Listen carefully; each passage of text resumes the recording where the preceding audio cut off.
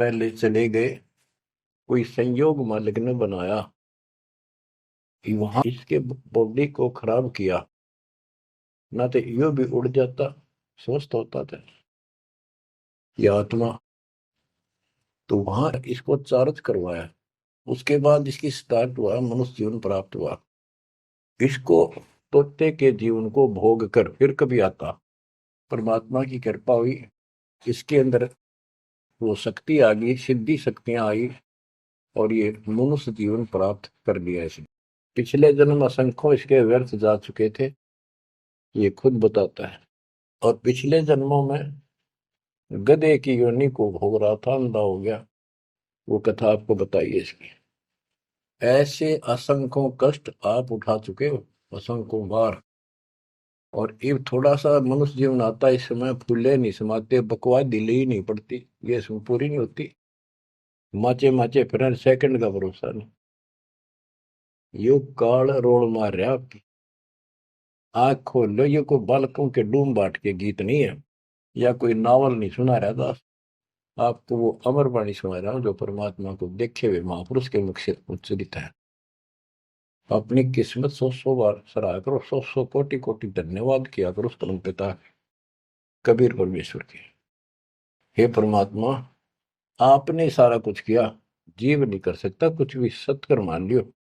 जीव इतना अवश्य करे, इस मालिक से दूर ना हो बस। अब शरण पड़े को गुरु संभाल, जान क बालक भोड़ा रे, कह कबीर तुम चरण चित राखो, ज्यों सोई में डोरा रे, ज्यों सोई में डोरा रे। इतना तो आपने रखना पड़ेगा।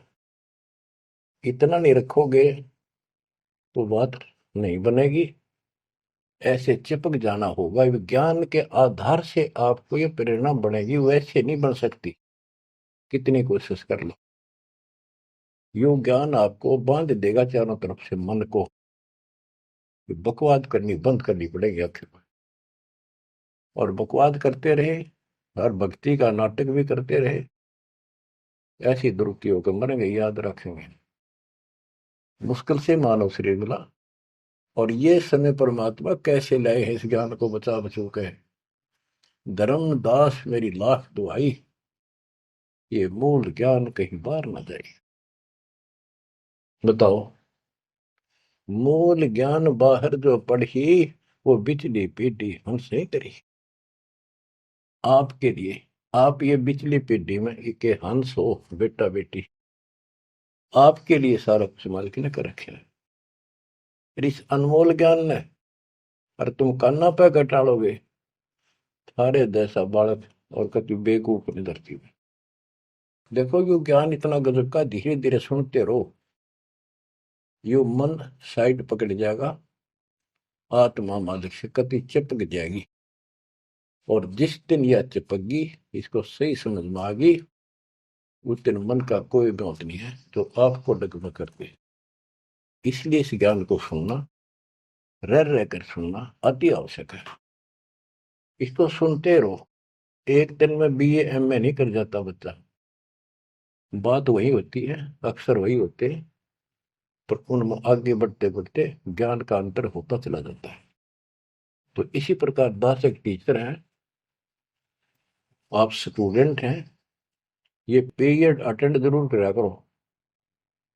इसी से आपका मोक्ष होगा, आपका ज्ञान बढ़ेगा। ज्ञान बढ़ेगा तो हिम्मत बढ़ेगी, विश्वास बढ़ेगा, और विश्वास हो गया तो बेड़ा पार होगा।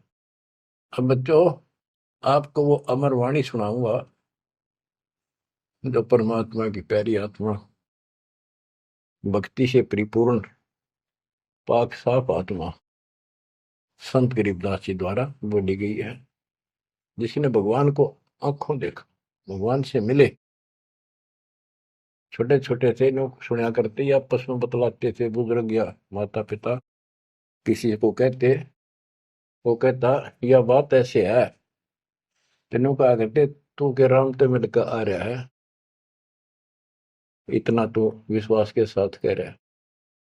तो गरीबदास जी राम से मिलकर आ रहे थे, सारी बातें विश्वास योग्य है।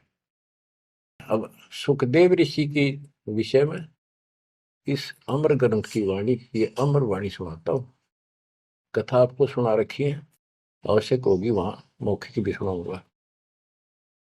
जब सुखदेव के पिताजी सुखदेव का जब जन्म हो जाता है और ब्रह्मा विष्णु महेश वहां आते हैं और वो उनसे कहता है अपनी माया रोको, तब मैं बाहर आऊंगा। बोले पंछी वचन उचारी, माता को सुख दीन न भारी। माता के पुत्र सुख देवा, गर्भ जूनी मत आओ भेवा। ब्रह्मा विष्णु महेश आकर कहने लगे कि आपके व्यास की पत्नी को कि आपके पेट में, गर्भ में बच्चा है। तो उसकी माँ बोली, मुझे तो आज तक एहसास भी नहीं है कि मेरे गर्भ में बालक है, मुझे कष्ट नहीं हुआ। गर्भ में बच्चा हो माँ बहुत दुखी होती है। तो इसलिए माँ ने पुत्र होने से पहले ही उसका नाम सुखदेव रख दिया, सुखदेवा, यानी सुख दिया इसने माँ को, गर्भ में दुखी नहीं करी। बोले सुखदेव विबलवाणी, ब्रह्मा विष्णु महेश्वर दानी। कोटि कोटि भुक्ति 84, काटो फंद पुरुष अविनाशी।